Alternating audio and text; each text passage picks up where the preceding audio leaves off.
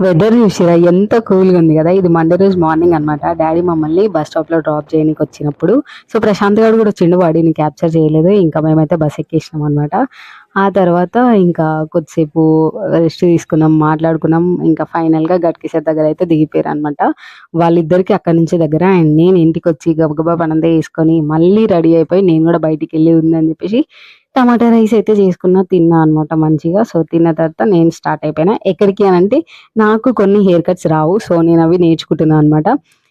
ఎక్కడ నేర్చుకుంటున్నా అంటే నేను ప్రీవియస్‌గా 3 ఇయర్స్ అయిపోతుంది నేను అక్క దగ్గర జాబ్ చేసి బంద్ చేసి. సో అక్కడనే మళ్ళీ ఎళ్ళినా అనమాట. అక్క రమ్మంది. ఎందుకు ఖాళీగా ఉండడం కల్పన నేర్చుకో అన్నది. సో అందుకని ఇంకా అక్క దగ్గరికి వెళ్ళిపోయినా అనమాట. సో మనీ ఏం లేదు, ఫ్రీగానే చెప్తుంది అక్క. అండ్ అట్లా అక్కడికెళ్ళి ఒక 5 అవర్స్ అట్లా ఉన్నా. ఈ 10 డేస్ ఎళ్తా, వస్తా.